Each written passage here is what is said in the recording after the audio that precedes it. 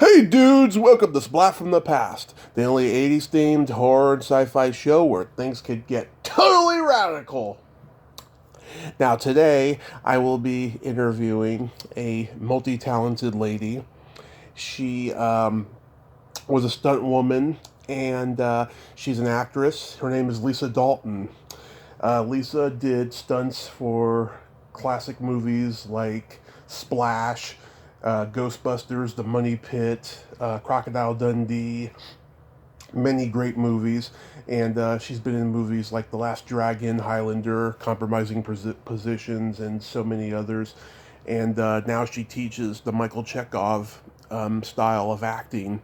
And like I said, she's very talented, and I'm going to have her on the show today to talk about all that stuff. We're snowed in over here in Reading, and I'm so happy about that. I'm so glad that we finally have snow, and it's going to be wonderful today.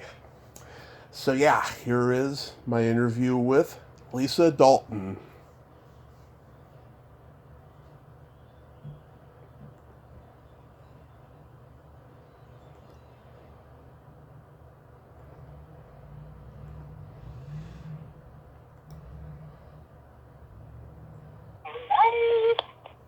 Hey, Lisa, welcome to the show. How are you?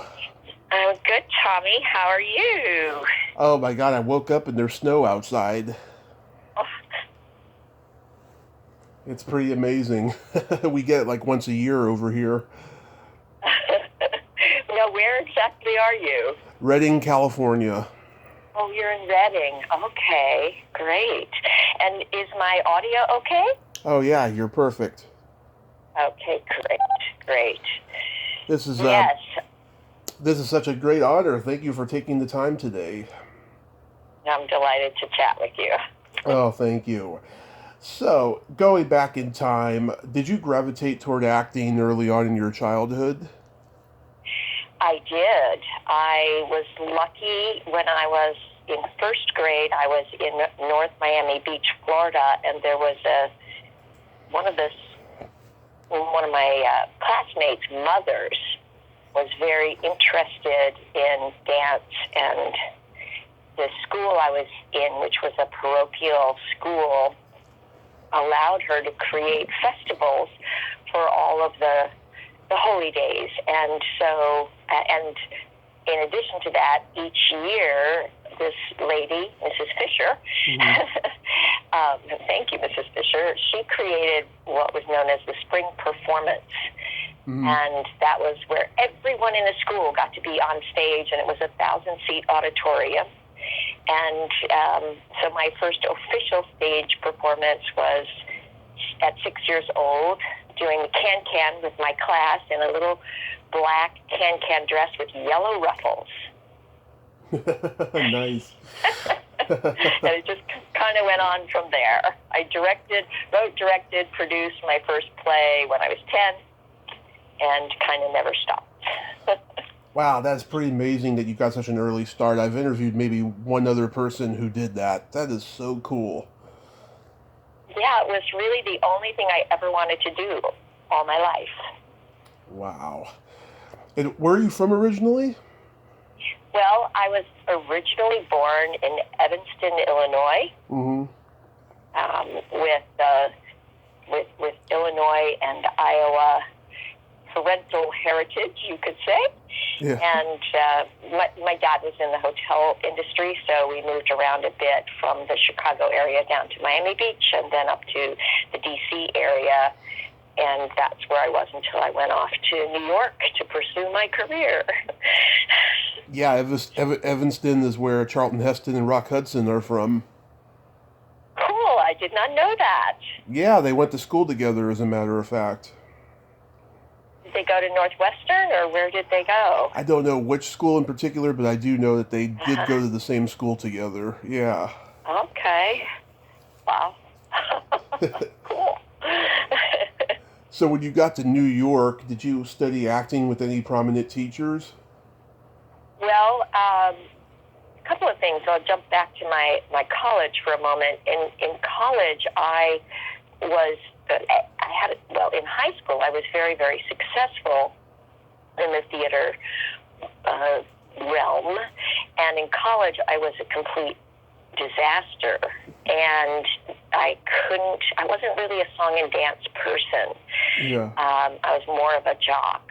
And so I couldn't really get cast in anything. So I just continued making my own plays, which is what I'd always done. And I went into the avant-garde theater. And so following college, there was a great teacher named Meade Andrews, she's a wonderful gal who kind of pointed out that I was probably not the right place for me, and sent me to some physical theater, avant-garde theater training. And that is where I learned clowning, mime, more combat, and the circus arts, and commedia dell'arte, mask work, etc. So when I went to New York, within 2 weeks of landing in New York, I became an original company member of Bond Street, B-O-N-D, Bond Street Theater. Right. And that was 1976. So I was with that company for 4 years. While I was doing this sort of radical, political, avant-garde theater, circus arts-based, I was studying at HB Studios and learning the classic sort of Uta Hagen work. And I was taking also acting lessons with students of Lee Strasberg's, and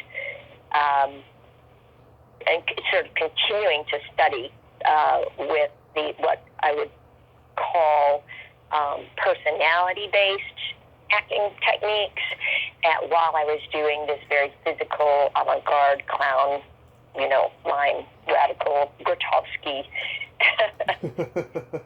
theater. Yeah. And with mime work, did you ever meet Marcel Marceau? I did not, but my first real mime teacher was one of his proteges. Okay. So I did learn his style, and then I studied with students of Jacques Lecoq and Etienne Decroux, and some other well-known mime teachers, corporeal mime. Yeah, I've met a couple people. I've met a couple people who studied with him or saw him backstage, and that he was screaming at everybody. Yeah. So I never got to meet him. I did meet many, many famous people, though. Yeah. Did you have any classmates in acting in New York that went on to become successful?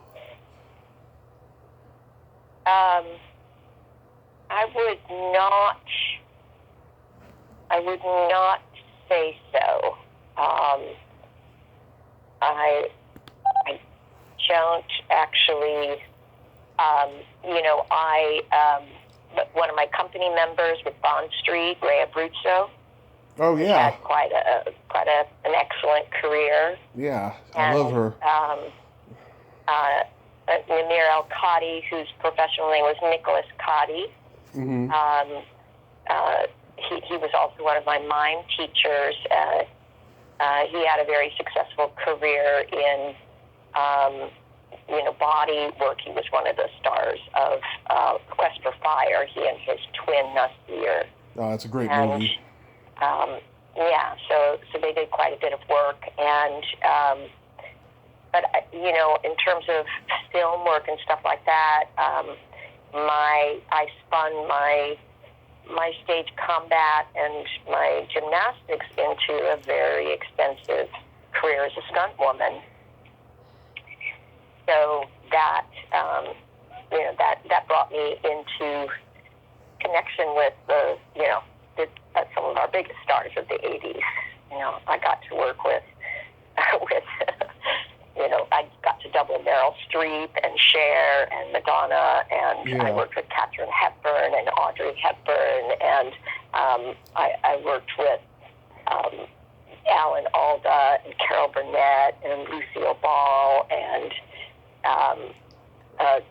Sid Caesar and Dick Van Dyke. Wow. Yeah, I mean, you know, Robert Redford knocked me down 7 times, and so I'm gonna ask you about all of that, but New York was it was such a magical time to be an actor in those days. Even though New York was kind of seedy from what I heard and stuff, there was like magic to it. Did you find that?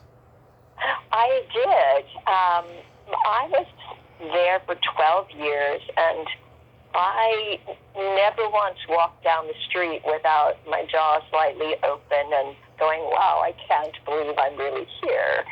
And the fact that I was able to, you know, build a career there, and throughout all my film work, I was still doing stage. I was still doing theater. I was still creating my own theater and producing it, and off-Broadway shows and things like that. And there was a very unique thing happening at the time, which was that the party circuit was very much into hiring entertainers. Mm-hmm. And so that there were several very big entertainment troupes, La Masquerade and La Clique being 2 of them.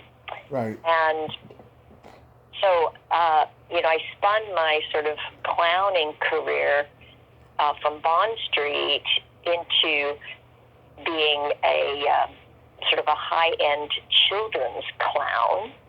So I got to entertain at President Nixon's grandson's first birthday, and I, for 3 years, entertained at the birthday party of Billy Joel's godson. Oh, nice. And I got to entertain at the first birthday party of Joan London's first child, and for, you know, so it was kind of an interesting thing there. And then I was part of these troupes that entertained at corporate events and bar mitzvahs, and it was quite lucrative.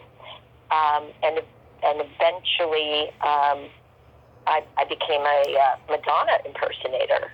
Mm-hmm. And that was extremely lucrative for me. I could lip sync 3 songs and dance with, you know, dance or pose for pictures or whatever for a total of an hour and get $300 to $500. Wow, that is insane. Yeah. So, you know, the weekends were very, very lucrative for me. I was making more money than I would have if I'd been on Broadway. Right. And so, but I was still an actor. And so with a fellow group of comedian entertainers, we created an acting troupe that performed Monday, Tuesday, Wednesday, and Thursdays. So we would create our own shows and rent our own theaters, and we could produce ourselves like that because, you know, in 1 or 2 hours of work, we could generate income. So it was great because I got to then study as much as I wanted, and the big thing that I became a student of was at that time, a very unknown acting technique based on the work of Michael Chekhov. Mm-hmm. And he's a nephew of the playwright Anton Chekhov, so most people think when you say Chekhov, you're talking about a writer.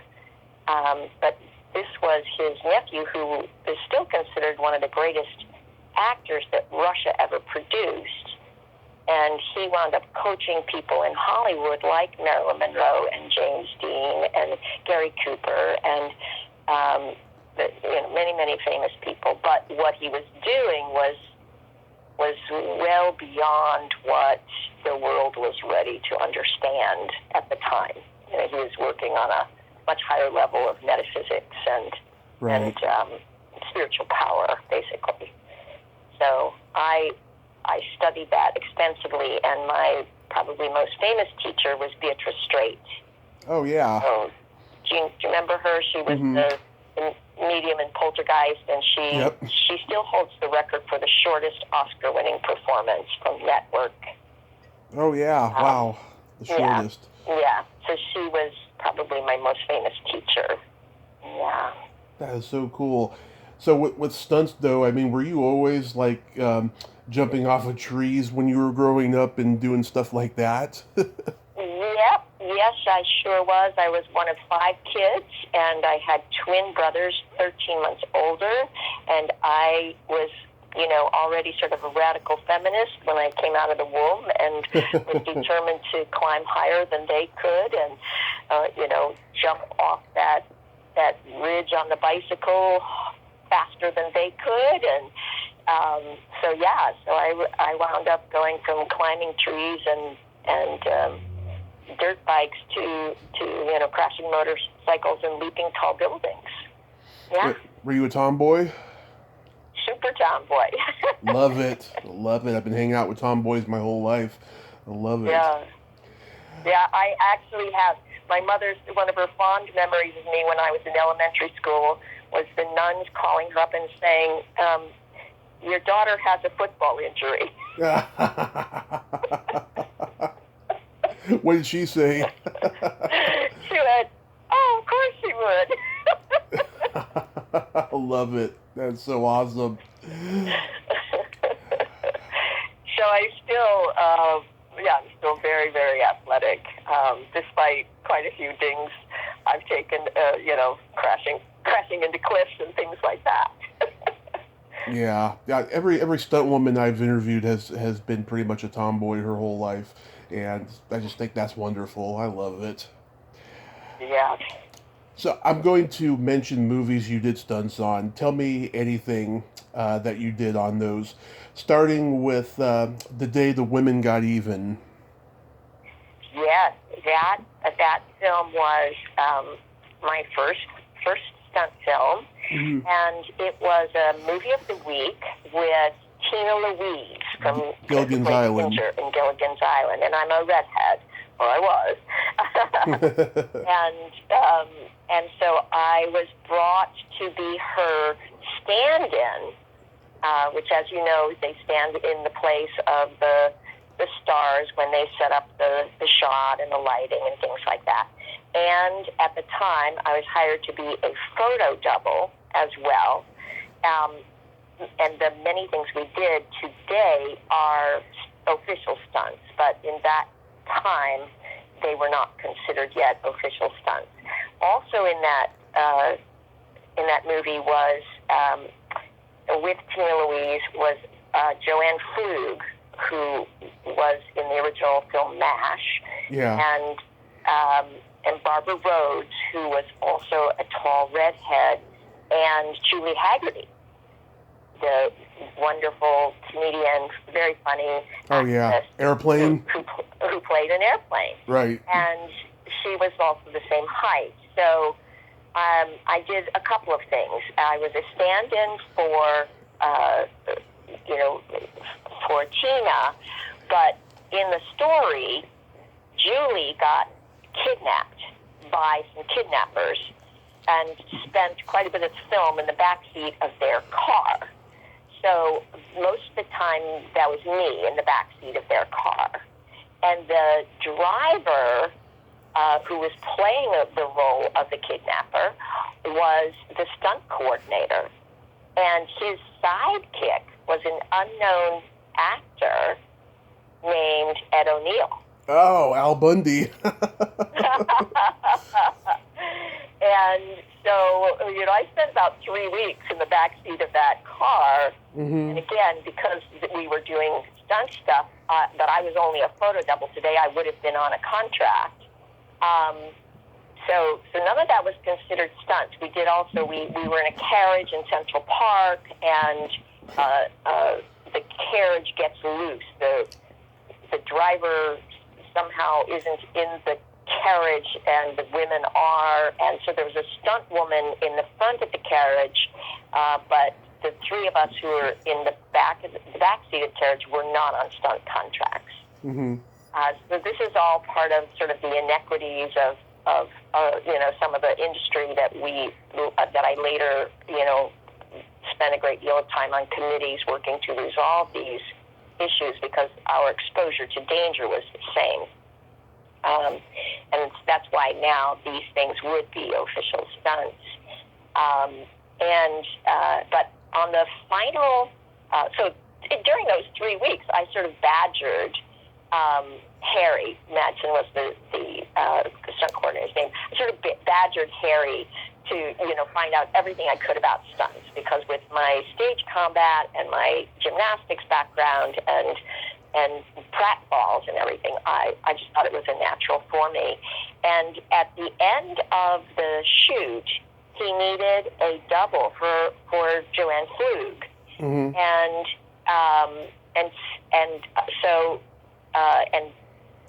the other stunt woman that had done the carriage thing, she was going to double somebody else. So he hired me.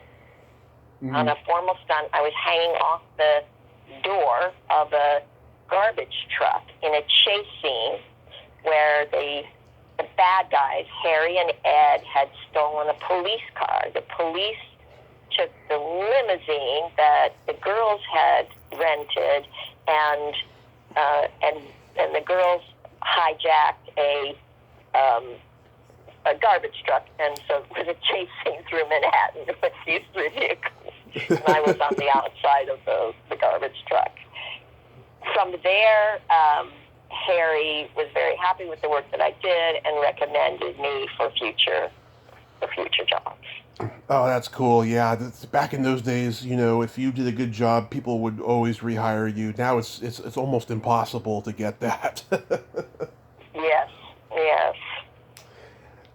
One of my favorite movies, Hanky Panky. Oh my gosh.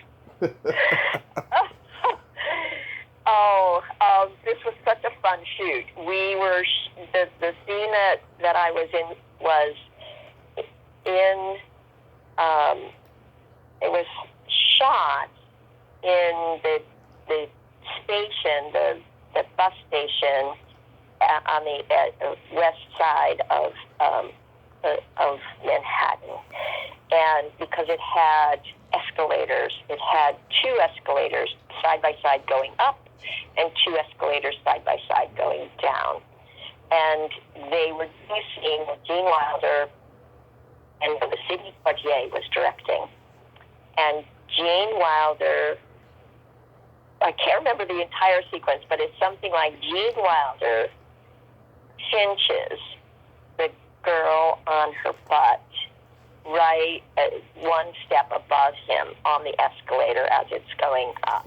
Yeah. And she, and I guess he's, I don't know if he's short or if he ducks or whatever, and she turns around and slaps the wrong guy. And the thing unfolds where everybody goes tumbling down backwards, a whole, on the escalator, yeah. On the escalator, goes tumbling down backwards. And the reason they needed these two escalators next to each other was so that, of course, this is all before Steadicams and things like this. So Sidney wants to have the camera on the parallel escalator so that it can ride up, right beside this little sequence and get, a couple of different angles and things like that. It was really interesting because Sidney Poitier was the most specific director that I witnessed at work. And he was trolling or crafting the image sort of to the inch, turn 1 inch, not 1.5 inches. And this shot predicated upon being able to start the two escalators at exactly the same time. Mm-hmm. And of course, that was not really working very well. So it took a long time. We spent 3 days trying to get that shot. But the highlight was we'd have dinner around 3:00 in the morning because we'd shoot at in the station all night because of the traffic during the day. But they set up long tables for eating our dinner or lunch, whatever it was, about 3 o'clock in the morning, and I sat down, and Sidney Poitier sat directly across from me. Oh, that's cool. And so I had dinner with Sidney Poitier, and he was just amazing, wonderful, warm, bright light, just a really bright light. Oh, that's so cool. Yeah. The world according to Garp. Oh, Garp was, oh my gosh, so much fun. The most, I did a couple of things, but the most fun thing was the scene in the funeral celebration that was supposed to be all women, and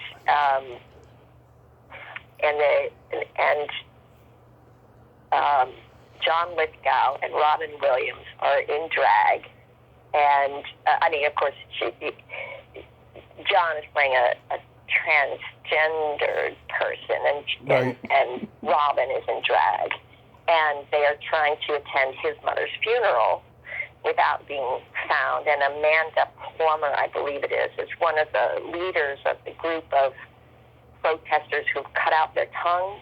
Right.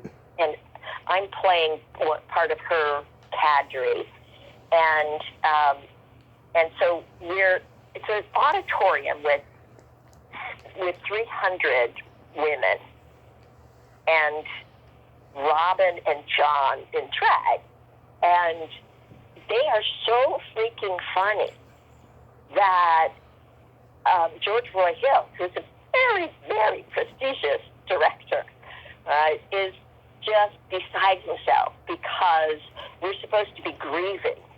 Right. And all John or Robin has to do is turn their head in a funny way, and you've got 300 girls, women, laughing. And at one point, George Roy Hill has the camera on the stage facing the audience, and he's on his knees going, Robin, John, please, stop being so funny. One of those days, it was the first day, was the Monday following the Tony Awards, and Swoosie Kurtz was in that film. Oh, yeah. And Swoosie won a Tony Award, and I guess it was Tuesday, because I think the awards were on a Monday. So Tuesday, so my job is to tackle Swoosie Kurtz, and I'm like, oh my gosh, she just won a Tony Award. I want to hurt her. I have to tackle her, and she has to go on stage tonight. And I've never been blessed with being on Broadway. This is something I would like in my future to do, but I have always imagined that the first performance after winning a Tony Award has to be pretty crazy, because every single person in the audience is expecting the singular best performance on Broadway. And I'm like, oh my God, if I tackle her, it's just terrible. So I was pretty nervous, but she was like, no, I'm okay, I won't break. Yeah. So we managed. I didn't hurt her, and I'm sure she went on to do a great performance as usual. The thing that I did after tackling Swoosie was I charged John Lithgow. And Robin, he's running after Robin, and Robin runs through the door, and John Lithgow picks me up and spins me over a railing, and then goes through the door to Robin, and that is cut. They cut that. They cut away. They cut to Robin before John throws me over the balcony railing, not the balcony railing, just over the railing. So that, these are the things that happen. Yeah, that's hilarious. Splash. Oh gosh. Well, Splash was. I was brought in. I met Ronnie Howard and a cinematographer, and we were location. I went location scouting with them, and they wanted to see if I would be a suitable double for Daryl. I really was the only scuba certified stunt woman in New York, Mm-hmm. and so I was, and I was tall and slender and fair complected as Daryl was. But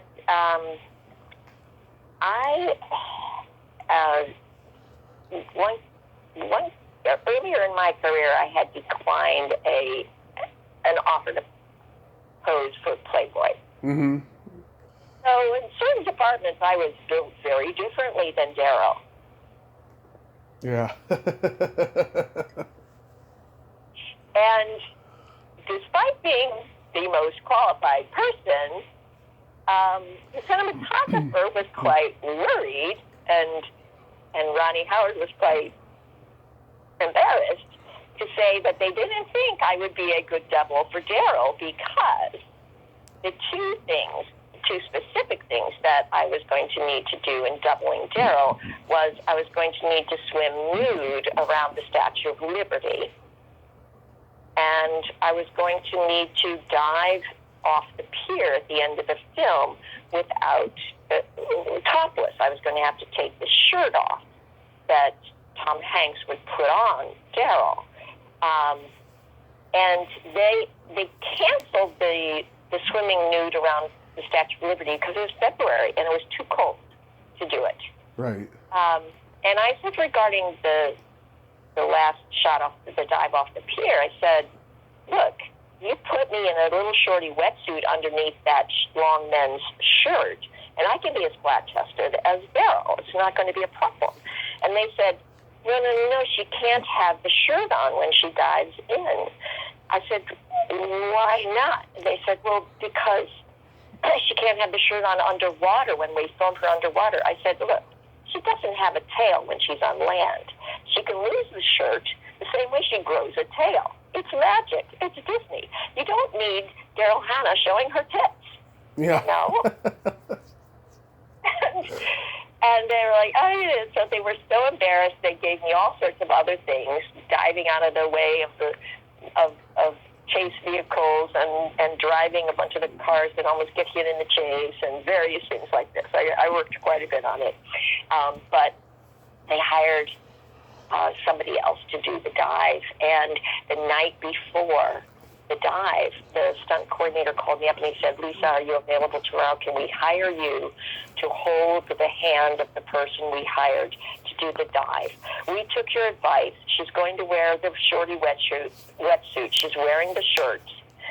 I said, so if you don't know this girl personally, and she was recommended by a dive coach, and she didn't recognize the name of the dive coach, I understand why you're nervous. And she's not scuba certified. I understand why you're nervous. Why is she doing the dive? Why don't you just have me do the dive like we said from the beginning? And they said, because the East River is so polluted that the likelihood of getting hepatitis or salmonella or something like that is so high. Yeah. She has already had all the shots.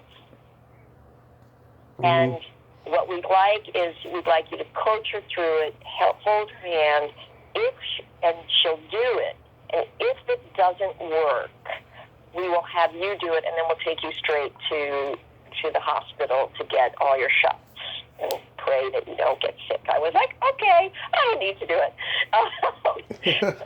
And I went, and I was extremely disappointed in what she did. She did kind of a flat racing dive because she was on the swim team, not the dive team. And I had sort of envisioned doing a beautiful swan dive, which I thought Daryl would do a beautiful swan dive, and Daryl is a gymnast and everything else. So, but the most painful part was, she got very freaked out when she went underwater. And we knew this would happen. She was swept immediately under the pier, and there were scuba divers down there to catch her, but she hit a cable tying the pylons together, and of course it's zero visibility, and they had to actually hit her to get the mouth regulator into her to breathe. Wow. It was difficult. But the next thing was they took her out in a boat to the middle of the river, and they dropped her into the river when she's supposed to come up a pier. The mermaid appears in the middle of the river and waves to Tom Hanks, and Tom Hanks is so moved by the wave he dives into the water that he's terrified of. Right. And she wasn't an experienced stunt woman, so she didn't realize that long rig would, if she came with her face, she came out of the water face up, the wig pulled back, and she was a brunette with a very round face as opposed to the light, longer face like I have, and so you can actually see the rim, because she came up with her face up, so the blonde wig fell back, and and then she waved almost rather mechanically because she wasn't an actress. She didn't really understand what the power of that wave was supposed to be. But my professional name at the time, my middle name, Lisa Loving, with 2 dots and umlaut over the O, I got the best stunt credit I ever did, because back in those days, they rarely gave women credit at all. And, of course, they paid us less money and everything else. But there, in Splash, I got a nice credit, and they put the stunt credits in 2 columns, and there was an uneven number, and so Lisa Loving, with the umlaut, is the last. It was single by itself, was like the best stunt credit, and so that's Splash. Big stories. Yeah. I soon learned to go on my interviews to meet the directors with a motorcycle harness across my chest. Nice. so that I wouldn't lose more jobs. That's your good luck charm. Yeah. Yep. How about Ghostbusters? Ghostbusters was probably the best paying in terms of residuals of any film I ever did. So it gets a gold star there.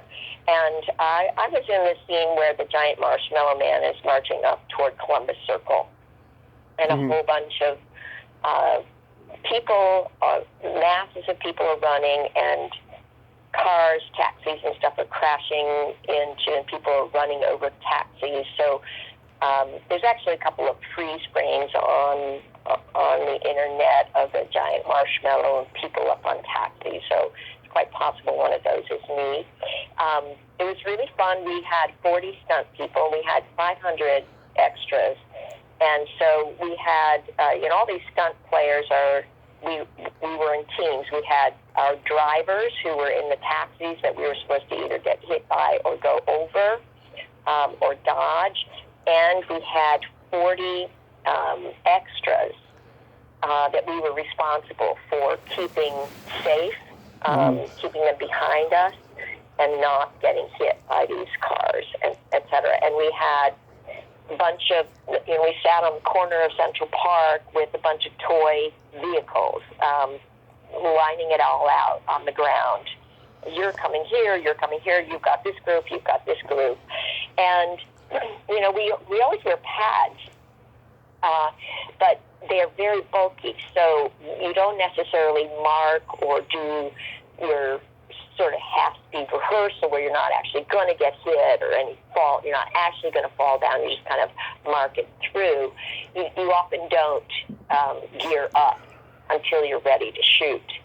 And so they set us up for a half-speed rehearsal, and then they went full speed.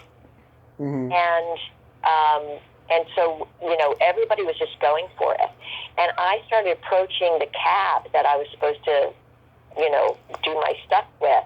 Yeah. And I looked, and it was not my driver. And I screamed and I yelled, cut! And I cut the shot, which was massive, but I cut it. It was a real taxi cab driver who had gotten in accidentally. Nice.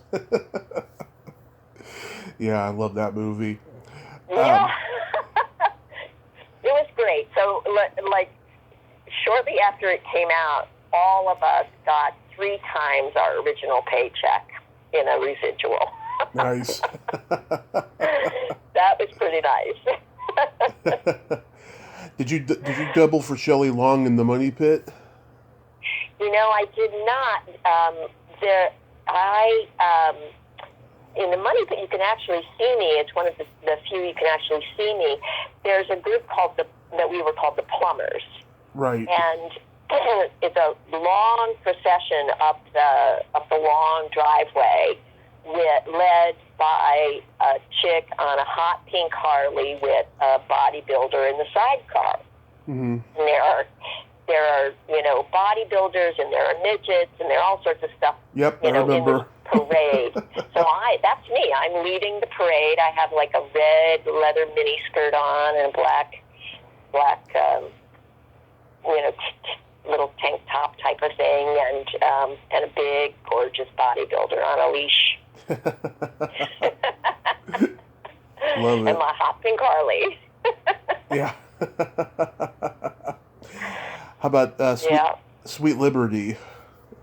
Oh, Sweet Liberty. That was great. We were out on Long Island, and it's interesting because it's Alan Alda and Michelle Pfeiffer, and it was an interesting time in Michelle's career because she had done a few things. People just considered her very pretty and didn't really think of her as a talent yet. And what I was doing was really pretty innocuous. I mean, there are times when you do stuff as a stunt player that you're exposed to danger. So long as the major disaster doesn't happen, what you're doing is very, very simple. And basically, we were having a party with a helicopter nearby. If the helicopter falls, you were dead. But as long as it doesn't, all we're doing is having a party. So that was basically what I was doing out there. And Alan, so it's the movie within a movie, and Alan was shooting 2 setups at a time. So he's directing, and he's playing 2 characters, the character in the movie and the character in the movie within the movie. And he's directing. And he's got 2 cameras rolling. So it was fascinating just to watch Alan Alda directing the movie within the movie, being the director of the movie itself, and playing the 2 characters, and just watching all of that work was really an education for me. But some of the most special time was just sitting and hanging out with Michelle, getting to girl talk with her, and on that topic we talked about the struggles, the struggle of being a woman in the industry, and the struggle of being an attractive woman, and the objectification and the failure to give respect for the talent, either in terms of giving us challenging roles to be written, giving us the opportunity to do stuff, right, and to, as an actor, as a storyteller, to be respected, to be demanded, being given the harder demands and things like that. And so she was really struggling at that time with getting people to respect her. So it was a great honor. Yeah. Later on, when I got to work again with her on Married to the Mob. Oh, yeah. Yeah. And that was great, to be able to have a new conversation with her. Well, while she was shooting Married to the Mob, people were talking about an Oscar nomination. She was really being respected. So I was very proud of her, and of course it tracked her career, Yep. Quite closely. I am a big fan. Yeah, I like her sister Dee Dee as well. I'd love to get her on this show. I actually know her manager, and he hasn't gotten back to me about having her on the show, but hopefully someday I'll get to talk to her. Yeah. How about Crocodile Dundee? Crocodile Dundee was, when we were shooting it, it was going to be just this little foreign Australian low budget, starring some Australian talk show guy that was never going to be released in the United States. Mm-hmm. And well, we all know how that turned out, don't we? Yeah. So the shot that I did was that ending sequence where he is leaving on the subway. He's all the way at the end of the subway platform, very, very crowded. And Linda comes down and starts hollering to him, and the sort of chain of calls has to go, Nick, back and forth. She wants you, what? She wants you, whatever. And finally he walks across the crowd the same way he walked across the backs of the crocodiles. Yeah. So I was one of those people. So there were 10 of us, and it was very, very hot. And we had 2 subway platforms, and all those extras had to stay. They just had to stay on the platform, which was terribly miserable. So the stunt people, 10 of us, got to hang out on the other platform. And what we did while there was just a whole lot of waiting was the stunt guy doubling Nick was going to step on our shoulders, and we had a ladder that we rigged above us on the things, and so the camera would show his feet walking across our shoulders, and then we'd rig the ladder, we'd do the short section, we'd take the ladder down, rig it again on the next section, take it down, rig it again, and we'd change clothes and stuff like that each time. So we'd be different people. So the 10 of us are at every shoulder that he steps on, it may look like it's 30 or 40. Yeah. It's actually the same group of 8 or 9 people who keep moving and changing and moving and changing, keep moving the ladder across. So most of the time was spent on knot tying 101. We learned to tie all these different secure but quick release loops and knots and things like that.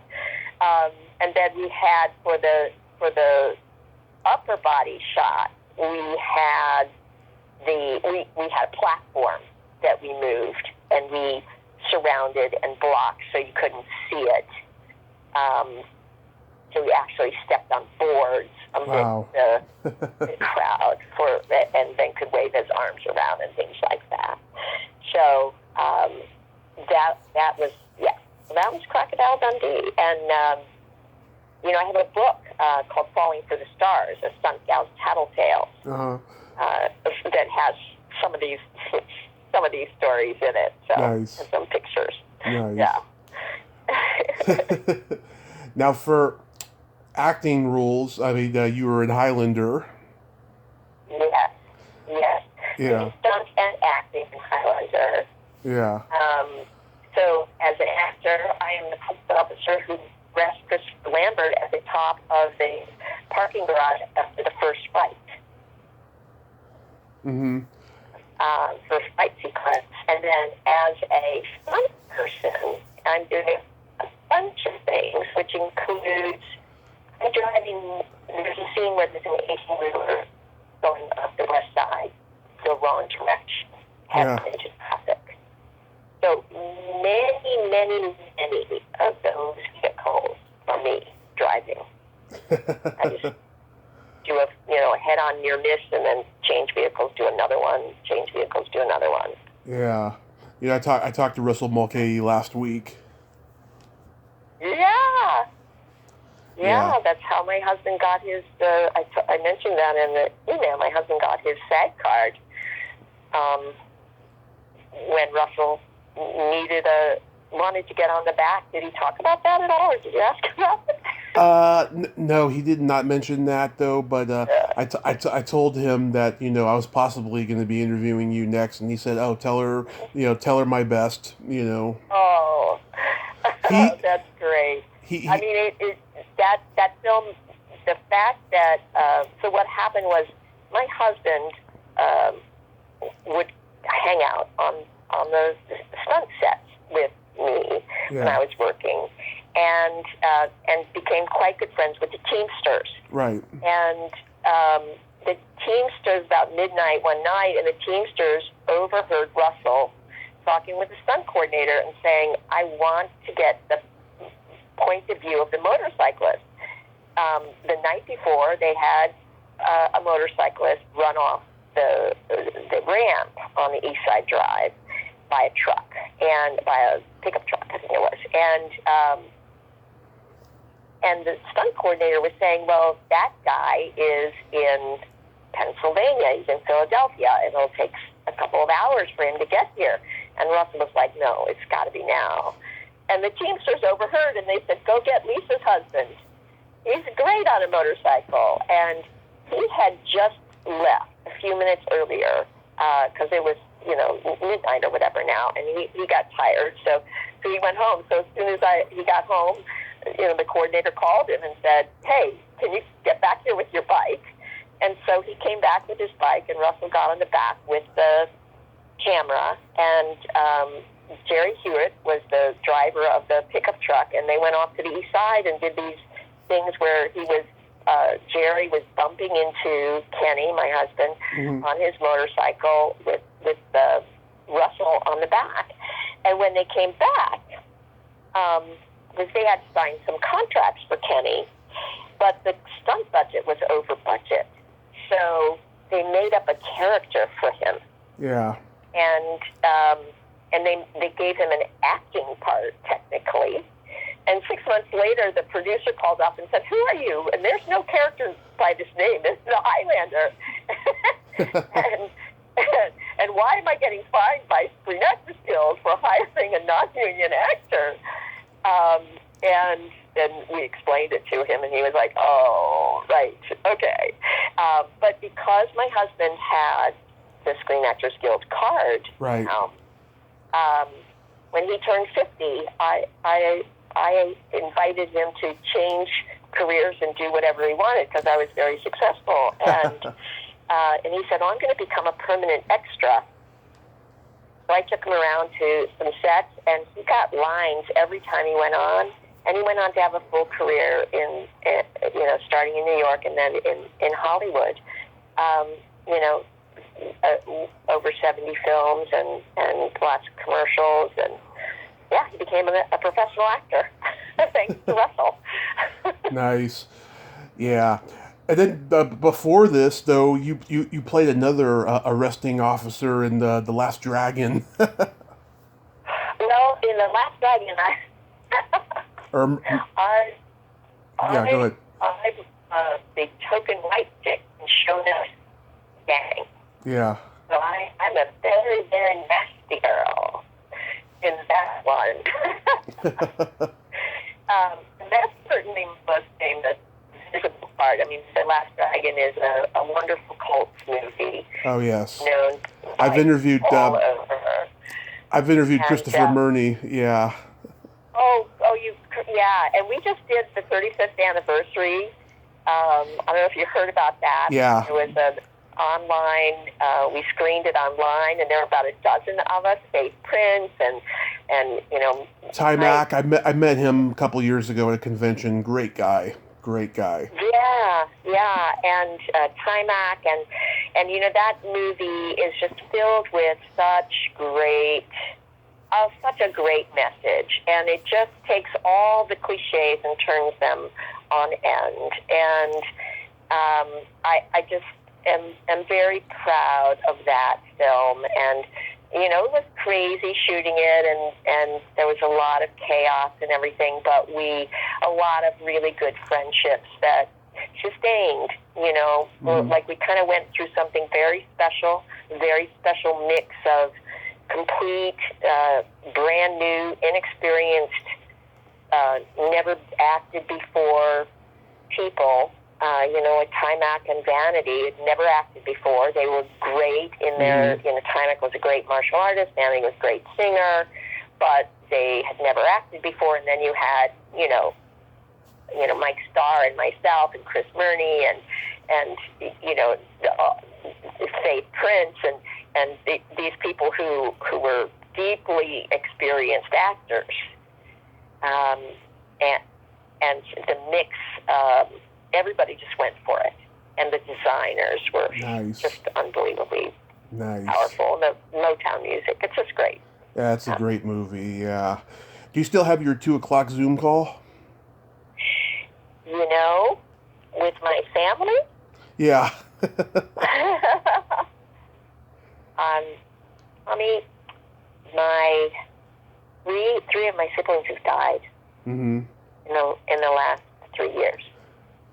Most recently, October, and that has been pretty devastating.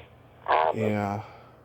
The Zoom calls kind of ended, but they are being regenerated with the children of my siblings. So. Yeah, the reason I ask is because whether or not I have to wrap it up now or not. Oh, yeah. Oh, that's it. I'm sorry. I thought you picked up on another thing, but I have this family of colleagues. You know, I'm a master teacher of Michael Chekhov's acting technique. Right. And I teach it now all over the world. And I have colleagues, a colleague from Berlin and a colleague from Tel Aviv that I meet with. So they're my 2 o'clock Zoom call. You're correct. Okay, let's play my secret silly game really quickly. This is a series of silly slumber party questions, just pure fun. And how this works is I ask you the question, you answer it, then you ask me the exact same question, I answer it, and you can comment on answers. Okay. Lisa, are you ticklish? I am ticklish. Tommy, are you ticklish? Yes, very ticklish. Where are you most ticklish? The soles of my feet and right around my belly button. Yeah, very good. My rib cage and the soles of my feet. Yeah. What's your favorite part of the body?